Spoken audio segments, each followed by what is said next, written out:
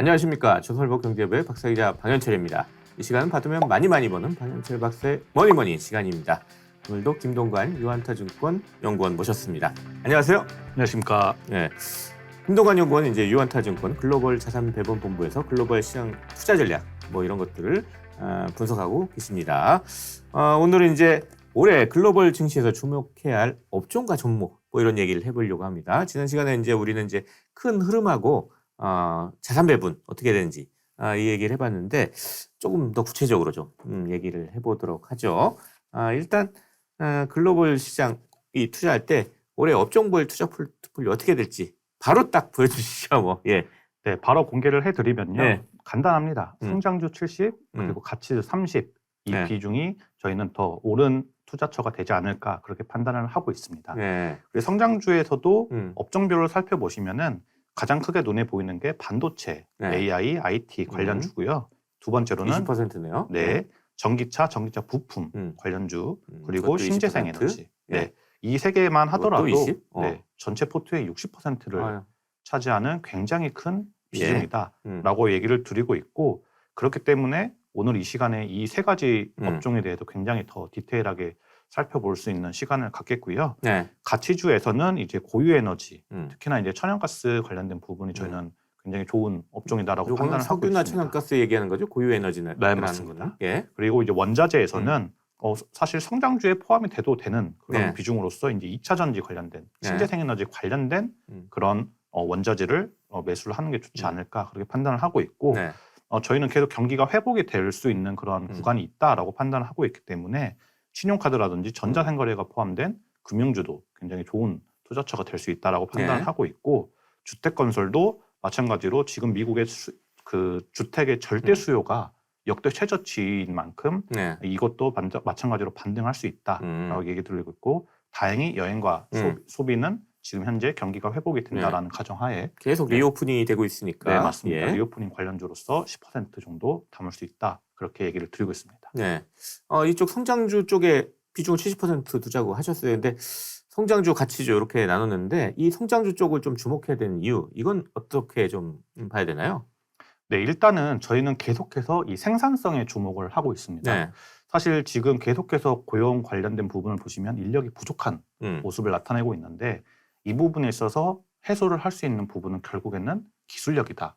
이렇게 말씀을 드리고 있고 네. 이 4차 산업혁명에 있어서 이 기술주들, 성장주들이 그런 부분을 해소를 하고 있는 디플레이션 작용을 하고 있는 네. 그런 모습을 나타내고 있기 때문에 성장주가 이 나타나는 메가 트렌드가 지금 흐름에 바뀌지 않고 있고 계속해서 네. 갈 수 있는 그런 모습이다라고 저희는 판단을 하고 있습니다. 네. 자, 이렇게 해서 그러면 이제 자세히 좀 업종 하나하나 좀 알아보도록 하죠. 일단 반도체를 포함한 IT의 20%를 비중을 하자고 하셨습니다. 근데 반도체 하면 의아해 하시는 게 최근 반도체 업황 별로 안 좋다 이런 얘기들 나오잖아요. 왜 그런지 좀 설명을 해 주십시오. 이게 왜 여기에 주목해야 되는지. 네. 네, 이제 반도체 같은 경우는 4차 산업혁명의 쌀이다라고 네. 이렇게 작년부터 계속해서 많은 이런 타이틀이 붙었는데 네. 그럴 수밖에 없습니다. 왜냐하면 지금 챗 GPT 관련된 부분으로 해서 이제 AI 관련된 주들이 네. 굉장히 각광을 받고 있는데 그에 따라서 엔비디아라든지 AMD라든지 기타 삼성전자, 기타 모든 반도체 관련주들도 굉장히 주목을 다시 네. 받고 있는 그런 모습인데 당연합니다. 그 AI 즉 굉장히 하이 퍼포먼스 컴퓨팅을 많이 사용해서 데이터를 관리하고 돌리고 하는 모든 부분에 있어서 결국 핵심적으로 이 반도체가 쓰일 수밖에 없는 환경이다. 그리고 이 반도체에 사용되는 쓰임이 이 점차적으로 더 우리 생활이 밀접하게 다가오고 있고 모든 산업에 쓰이고 있다라고 말씀을 드리고 있기 때문에 네. 이 반도체 관련된 부분이 굉장히 핵심적으로 성장할 수 있는 산업이다라고 보고 있습니다. 네. 그런 부분에서 이제 지금 반도체 시장의 성장성을 가지고 왔는데 이 자료는 ASML이 이제 향후에 어떻게 네. 2030년까지 반도체 시장이 성장할 것이냐를 보여주고 있습니다. 이 반도체 장비 업체죠, ASML이. 네, 그렇습니다. 그렇기 때문에 굉장히 신뢰할 수 있는 자료다라고 볼 수가 있는데 2030년까지 2022년부터 연평균 9% 정도 오른다라고 보여 있는데 네. 지금 이 분홍색으로 쳐진 부분을 한번 주목을 하셔야 될 부분입니다. 바로 이 첫 번째로는 이 서버 데이터 센터 스토리지 같은 부분이 연평균 13% 음. 두 자릿수로 증가를 한다라고 나와 있고요. 네. 그리고 밑에 산업 전자기기 부분이 네. 12%, 그리고 이제 자동차 관련 부분이 14% 연평균. 자동차에도 반도체가 많이 들어가죠. 네, 그렇습니다. 그래서 이 세 가지 신사업에 관련된 반도체 부분이 특히나 크게 성장할 것이다라고 이렇게 볼 수 있기 때문에 이 부분을 굉장히 포커스를 맞춰야 된다라고 보고 있고요. 네. 사실 지금 전방 산업에서 굉장히 이 반도체 산업에서 하방 압력을 줬던 게 이 개인 PC 수요고 그리고 스마트폰 수요가 네. 굉장히 떨어졌다. 이 부분을 굉장히 강조를 하셨는데 네. 이 부분에 있어서 지금 보시면 이미 이 퍼스널 컴퓨팅이라든지 스마트폰 관련된 부분은 연평균 뭐 3에서 6%, 즉 다른 산업보다는 2배 정도 이렇게 떨어지는 그런 모습이 나타나고 있기 때문에 이런 부분에서 이렇게 전방 산업을 앞으로 개인 컴퓨터나 스마트폰만 볼 게 아니라 제가 말씀드린 데이터 센터, 뭐 산업재 아니면 자동차 이런 부분이 얼마나 빨리 성장하고 있느냐를 네. 더 집중을 한다라면 반도체 산업에 훨씬 더 큰 매력을 느낄 수 있다라고 저는 판단하고 있습니다. 반도체가 쓰일 새로운 산업에 더 집중을 해보면 상당히 여기 주목해야 된다. 이렇게 말씀하셨는데 네. 또 최근에 아까 또 말씀하셨지만 이 챗 GPT 해가지고 AI 쪽 관련한 반도체 기업들도 많이 좀 주목을 받는 것 같아요. 예. 네, 그렇습니다. 지금 저희는 이제 잔존가치 모델링을 통해서 네. 반도체 업종의 상대적인 매력도를 계속해서 보여드리고 있는데 네. 이 부분에 있어서 저희는 이제 지금 현재 보시는 것처럼 뭐 브로드컴이라든지 AMD, 램리서치, ASML 그리고 뭐 이런 KLAC, 패러다임 그리고 퀄컴 이런 기업들이 굉장히 지금 상대적인 매력도가 있다라고 이렇게 얘기를 드릴 수가 있겠습니다. 네. 이 부분에 있어서 이제 저희는 또 하나 이제 말씀드리고 싶은 게 계속 이어집니다. 반도체 관련된 부분에 있어서 항상 떼놓을 수 없는 게 굉장히 순환 시기가 타는 시클리컬한 그런 산업이다라고 네. 말씀을 듣고 있는데 저는 이 부분도 점차 짧아지고 있다. 순환 시기가 짧아지고 있다. 이렇게 말씀을 드리고 있습니다. 지금 보시면은 왼쪽에서 보시는 것과 같이 반도체 수요 관련해서 소비재이죠. 뭐 PC, 스마트폰, TV 같은 이런 경우들은 계속해서 이 비중이 하향하고 있습니다. 그런데 반대로 비소비재이죠. 이제 AI, 클라우드, 자동차, 산업재 이런 부분은 반대로 증가를 하고 있습니다. 네. 근데 아시겠지만 이 비소비재 같은 경우는 굉장히 고부가 가치 산업을 가지는 그런 특징이 있는데 네. 그렇기 때문에 필라델피아 반도체 지수의 마진율을 살펴보니까 이 마진율이 증가를 할 수밖에 없게 지금 나오고 있습니다. 그런 부분에 있어서 마진율이 계속해서 네. 우상향하고 있는 그런 모습을 나타내고 있기 때문에 굉장히 이런 부분을 집중해야 된다라고 네. 말씀드릴 수가 있겠고 네. 특히나 이제 엔비디아 실적을 한번 이번에 살펴보시면은 네. 그 부분이 확연하게 나타나는 모습을 살펴볼 수가 있는데 엔비디아의 이번에 실적 발표에서 YOY 기준으로 매출액이 20% 떨어졌는데 지금 보시면 영업이익률은 YOY 11.4%포인트 떨어졌습니다. 2배 정도 더 안정된 모습을 나타내고 있고 이제 Q-on-Q로 매출 증가율은 2%밖에 증가를 하지 않았는데 네. 영업이익률이 자그마치 10.9%포인트 올랐습니다. 네. 그만큼 고부가 가치를 가진 네. 산업에 굉장히 매출 증가율이 증가를 하면서 이익률, 마진율이 증가를 하고 있다라는 부분까지 이 반도체 산업에 주목해야 될 부분으로 굉장히 핵심 포인트다라고 판단하고 있습니다. 예. 그 다음으로 이제 주목해야 될 부분, 아까 이제 전기차, 또 전기차 부품, 이쪽도 한 20%를 좀 비중을 두자, 뭐 이렇게 말씀하셨는데, 이 경기 침체 우려가 있어가지고 좀 수요가 부진하지 않을까, 뭐 이런 우려도 있잖아요. 그럼에도 불구하고 이 전기차에 집중해야 되는 이유는 뭔가요? 이게 계속 성장세를 이어갈 수 있을까요? 네, 저희는 이제 전기차 관련된 수요는 너무나 당연한 길이다라고 이제 말씀을 드리고 있는데 그것은 왜냐하면 이제 이미 국가에서 국가별로 모두 네. 약속을 하고 있습니다. 언제까지는 이제 내연기관차를 더 이상 판매하지 말자 이런 얘기들을 당연하게 하고 있고요. 네. 그러한 모습에서 지금 이제 뭐 골드만삭스 자료를 가지고 왔는데 지금 이제 국가별로 지역별로 전기차 판매 비중이 어떻게 될 것이냐를 가지고 왔는데 먼저 뭐 유럽 같은 경우는 아시겠지만 너무나 빠르게 성장을 하고 있는 전기차 시장에서 2040년이 되면 모든 신차 판매율의 100%가 전기차로 넘어갈 것이다 이렇게 얘기를 하고 있고요. 미국도 뭐 85%, 일본도 80%, 중국도 68% 이런 식으로 글로벌 총합에서는 60%가 넘는 비중이 전기차로 네. 전환을 하고 있다라는 부분이기 때문에 지금 전기차 전체 침투율이 뭐 대략 5에서 10% 수준이기 때문에 아직도 갈 길이 너무나 먼 음. 그런 시장이다라고 저희는 판단을 하고 있기 때문에 네. 전기차 시장이 지금 뭐 한 달 사이에 뭐 조금 하락했다. 뭐 그렇기 때문에 전기차를 판매하려고 가격 인하를 하고 있다. 이렇게 나쁜 부분으로만 볼 게 아니라 네. 글로벌리한 이 트렌드에서 이 전기차 시장도 메가 트렌드로 확연히 자리 잡고 있다라고 네. 저희는 판단을 하고 있습니다. 네. 자율주행차 뭐 이런 부분도 네네. 나오잖아요. 예. 네. 네, 이 자율주행 관련된 부분에 있어서도 굉장히 계속돼서 앞전에 말씀드렸던 이 반도체 산업과 밀접하게 이제 더 이상 자동차는 하나의 그냥 움직이는 차가 아니라 네. 움직이는 컴퓨터다라고도 이제 말씀을 드리고 네. 있는데 이러한 부분에서 반도체와 전기차가 연관이 되고 있고 이제 이 사실 전기차 이 부분에서 이제 전기로 가는 그냥 배터리가 있으면 전기차 이런 식으로 표현하는 게 아니라 얼마나 똑똑한가, 얼마나 스마트하고 자율주행까지 이어질 수 있는가를 네. 굉장히 핫 이슈로 살펴보고 있는데 네. 이 부분에서 이제 당연히 테슬라를 살펴볼 수가 있겠죠. 네, 전기차 하면 다 네. 테슬라 뭐 얘기만 테슬라가 하더라고요. 네, 지금 현재는 제일 똑똑한 데이터를 가지고 있고 자율주행에서도 1등을 하고 있으니까요.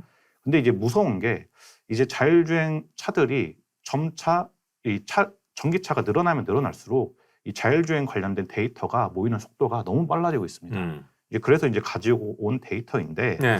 지금 400만 데이터 자율주행 데이터를 축적을 하는 기간이 네. 원래는 8.5개월 이제 8개월 정도 걸렸는데 네. 지금 다시 보니까 이것이 3.5개월로 네. 그러니까 거의 2배보다 더 빨라진 수치를 나타내고 있습니다. 점점 더 빨라지고 있군요. 네, 그렇습니다. 예, 데이터 축적하는 시간이. 네. 예. 어제장으로 사실 이 테슬라 같은 경우에도 뭐 굉장히 크게 올랐던 부분이 네. 이제 뭐 기가 베를린에 신차 주간 이렇게 뽑아내는 양이 네. 뭐 4,000대가 넘었다 이러면서 굉장히 점차 빨라지고 있는 모습을 나타내고 있는데 생산도 빨라지고 수요도 늘어나는 그 동시에는 이제 자율주행 데이터도 훨씬 더 빨라지고 있기 때문에 이런 부분에서 기술력이 저희가 생각했던 것보다 더 빨리 성장할 수도 있다라는 것까지 네. 전망을 하게 된다면 전기차의 멀티플은 더 올라갈 수 있는 그런 모습이다라고 저희는 판단하고 있습니다. 네. 원자재 쪽 볼까요? 네. 네, 원자재 같은 경우에는 계속해서 연결이 됩니다. 이제 4차 산업혁명에서 아까 강조드렸던 것처럼 반도체 그리고 그 안에 반도체를 쓰는 전기차 그럼 전기차를 만들어낼 때 어떤 원자재가 많이 쓰이냐 당연히 배터리에 가장 많이 들어가는 리튬이겠죠. 핵심 원자재 리튬이죠. 네, 네. 이 리튬 관련된 부분에 있어서는 지금 보신 것처럼 연간 리튬 수요가 2021년 대비해서 25배 이상 네. 증가할 것이다 라고 이렇게 보고 있습니다. 그만큼 이 리튬 수요량이 폭발적으로 늘어나고 있기 때문에 원자재를 매수를 하고 싶다라고 했을 경우는 이 리튬 관련된 업종들을 반드시 살펴봐야 된다라고 저희는 판단을 하고 있고요. 지금 이 글로벌 리튬 채굴 탑4 기업들이 지금 어떤 실적을 전망을 하고 있는지를 가지고 왔는데 뭐 다들 아시는 앨범알, SQM, 텐치 리튬, 간펑 리튬 모두 그냥 간단하게만 살펴보시더라도 숫자들이 뭐 연평균 20에서 30%, 뭐 전기차 판매량 뭐 100% 이상, 뭐 순이익 잠정치가 뭐 1000%, 뭐 200% 이런 식으로 늘어난다라고 보실 수가 있는데 그만큼 이 채굴 기업들의 실적들이 계속해서 폭발적으로 늘어나고 있는 그런 모습까지 살펴볼 수 있기 때문에 리튬 관련된 이런 기업들 그리고 이 지금 보셨던 이런 기업들이 너무 무섭다라고 했을 경우에는 리튬 관련된 ETF도 굉장히 좋은 모습을 나타낼 수 있기 때문에 충분히 매력 있는 그런 업종이다라고 저희는 판단하고 있습니다. 네. 원자재 그러면 무슨 석유 뭐 하면서 뭐 정유업체 이런 걸 생각하는데 그게 아니라 리튬 쪽 좀 주목해보자 뭐 이런 얘기네요. 네. 또 아까 좀 비중 높은 것 중에 신재생 에너지 쪽도 있었잖아요. 이쪽은 또 어디를 좀 봐야 되나요? 예. 네, 신재생 에너지도 마찬가지로 이제 계속해서 연결이 됩니다. 네. 특히나 이제 전기차 관련된 부분에 있어서 이 전기차가 계속해서 발전하고 정부에서 밀어주는 이유는 결국에는 친환경적인 부분이 강조가 되기 때문인데 그러면은 친환경적으로 가장 핵심이 되는 부분이 당연히 신재생 에너지겠죠. 기존의 내연 그런 연료를 사용하지 않고 깨끗한 에너지를 써야 되기 때문에 신재생 에너지에 관련된 부분에 있어서 굉장히 주목을 해야 된다. 그런데 어느 신재생 에너지에 집중을 하는 게 좋을까? 저희 판단에는 이제 태양광 관련된 부분을 굉장히 집중을 하는 것이 좋겠다라고 저희는 판단을 하고 있는데 일단은 아까 계속 앞전에 보셨던 것처럼 수요가 얼마나 늘어날 것이냐를 예. 살펴보실 수가 있는데 지금 이 IEA라든지 블룸버그 NEF라든지 이런 쪽에서 지금 태양광의 캐파 증설이 어느 정도 늘어날 것이냐 보고 있는데 예. 계속해서 이 수치를 상향 조정하고 있습니다. 그래서 2032년까지 9에서 15% 연평균 이렇게 늘어나는 그런 모습을 나타내고 있다라는 측면에서 지금의 캐파 대비해서 계속해서 네. 상승할 수 있는 그런 여력이 있고 그만큼 수요가 있다라고 저희는 판단을 하고 있고요. 그리고 이제 그만큼 에너지원별에 대한 캐파가 늘어나다 보니까 네. 이 굉장히 무서운 자료라고 저희는 생각을 하고 있는데 2026년이 되면 네. 태양광 에너지 같은 경우에는 천연가스 그리고 이 코어를 넘어서는 그런 생산 캐파를 가지게 될 것이다. 아, 태양광이 더 많아진다. 네, 그렇습니다. 그만큼 전체 에너지 원별 생산 비중에서 20% 이상을 넘어가는 그런 무서운 상승 여력을 지금 보유하고 있다라고 네. 전망이 되고 있기 때문에 이 태양광 관련된 부분을 굉장히 주목을 하는 것이 지금 맞지 않나 지금 그렇게 저희는 네. 판단을 하고 있고요. 이쪽에 발전 원가도 많이 떨어져요? 네, 맞습니다. 그러니까 결국에 신재생 에너지에서 태양광 에너지가 각광을 받을 수밖에 없는 건 결국에는 경제적으로 얼마나 이득이 있나도 네. 살펴보지 않을 수가 없는데 이 균등화 발전 원가라고 해서 이제 발전을 시키는데 비용이 얼마나 드느냐를 살펴볼 수가 있습니다. 그런데 지금 살펴보시는 것처럼 태양광 에너지가 이 메가와트 시당 41달러. 네. 그런데 지금 핵, 뉴클리어 같은 경우에는 314달러죠. 그리고 다른 기타 일반 모습들도 다 지금 신재생 에너지에서 이 태양광 에너지와는 비교가 되지 않는 네. 그런 원가를 나타내고 있기 때문에 이런 부분에서 굉장히 매력적인 에너지원이다라고 저희는 판단을 하고 있습니다. 그쪽을 또 주목해서 또 봐야 되겠다. 이렇게 얘기를 하면 되겠네요. 그런데 이제 쭉 이건 이제 좀 비중을 높여가야 될 부분들 얘기했는데 혹시 비중을 좀 맞춰야 될 업종도 있을까요? 아까 보니까 그 포트폴리오 중에 보니까 이 팡이나 뭐 이런 빅테크 쪽의 비중을 좀 낮게 하셨던데 네. 이런 게 좀 있을까요? 네, 지금 보시면은 이 대형 기술주는 네. 5% 정도로 모습을 나타내고 있는데 네. 이 대형 기술주들이 사실 뭐 요즘 팡, 마가 생각했던 것보다는 주가 흐름이 좋지 않은 기업들도 있죠. 네. 뭐 페이스북이라든지 그런 기업들은 지금 조금 주춤주춤 하고 있는 그런 모습을 나타내고 있는데 네. 원래 이 대형 기술주들은 항상 굉장히 매력적인 부분이 R&D도 계속해서 투자할 수 있는 그런 현금을 보유하고 있고 그리고 자사주 매입도 충분히 하면서 네. 동시에 성장도 하고 있는 그런 모습을 나타내고 있는데 네.